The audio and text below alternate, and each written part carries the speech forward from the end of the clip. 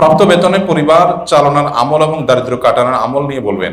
প্রাপ্ত বেতনে পরিবার কিভাবে চালাবেন এবং অভাব কিভাবে দূর করবেন? উত্তর হলো, চাহিদা যত কমায় ফেলতে পারবেন অভাব তত তাড়াতাড়ি দূর হয়ে যাবে। এটাই হলো আমল, এটাই হলো বেসিক্যালি আমল, যে আমাদের চাহিদা যদি আমরা একেবারে সীমিত করে ফেলতে পারি। নাই তো নাই, আলহামদুলিল্লাহ, না হলে তো খাইলাম না, আমার কেন হাও চাষ করতে হবে, কেন আমার পেরেশান হইতে হবে, আমি হলাম না। যখন মানুষ চাহিদাকে আস্তে আস্তে কমাবে, এক্সপেকটেশন কমাবে, তখন তার কষ্ট অটোমেটিক দূর হয়ে যাবে। দেখেন আমাদের কত অভিযোগ, তাই না?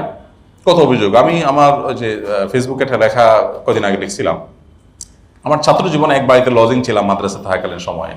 আমার হঠাৎ করে মনে হলো সেই ফ্যামিলিটার কথা, যে এমন ঠুনকো ঘর, যে এখন এরকম ঘর চোখেই পড়ে না, এইরকম ঠুনকো গ্রামে গঞ্জে এখনো কোথাও আছে নিশ্চয়ই।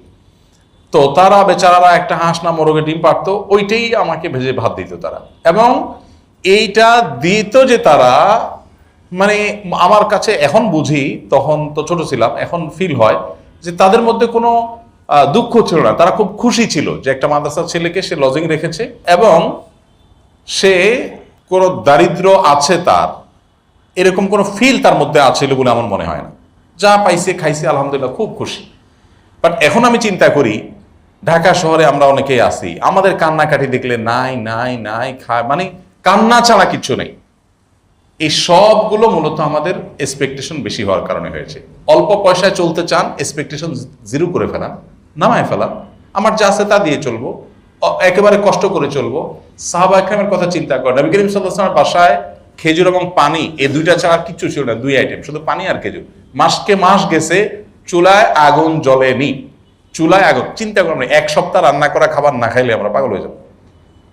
এক সপ্তাহ যদি শুধুমাত্র শুকনা বিসি টিসি এগুলা খেয়ে থাকা লাগে, নিউজ হবে রীতিমতো মিডিয়াতে, এক সপ্তাহ ধরে ভাত খায়নি, তাই না? বন্যায় 8 দিন হয়েছে চুলা রান্না হয়নি, সুবহানাল্লাহ, লিড নিউজ হচ্ছে না? অথচ নবী করিম সাল্লাল্লাহু আলাইহি ওয়াসাল্লামের বাসায় এই জিনিসটা মাসের পর মাস হয়েছে। তার মানে লাইফটাকে মানুষ যত সিম্পল করে ফেলে, তত তার কষ্ট দূর হয়। তো এই জন্য অল্প টাকায় অল্প বেতনে চলার জন্য এক্সপেকটেশনটাকে কমিয়ে আনাটাই হলো মূলত আমল। আর পাশাপাশি আল্লাহর কাছে বারাকার দোয়া করা, বারাকার দোয়া করা, আল্লাহ তাআলা যেন বারাকা দান করেন, তাতে অল্প টাকাতেও দেখা যাবে অনেক কিছু হয়ে গেছে। সেই দোয়াটা করা এবং বারাকা লাভের আমলগুলো করা। আল্লাহ তাআলা বলেছেন, ওয়ালাউ আন্না আহলাল কুরা আমানু ওয়াত্তাকাউ লাফাতাহনা আলাইহিম বারাকাতিম মিনাস সামা। কোন জনপদের লোকেরা যদি ঈমান আনার পরে তাকওয়া অবলম্বন করে, আল্লাহ বলেছেন আসমান থেকে আমি বরকতের বহু দুয়ার তাদের জন্য ওপেন করে দিব। এই জন্য অল্প টাকাতে অনেক বরকত হবে, অনেক কল্যাণ হবে, ফিল হবে না কষ্ট অভাবটা, যদি আমরা তাকওয়া অবলম্বন করি, আল্লাহকে ভয় করে চলি এবং মুত্তাকিদের কাতারে শামিল হই।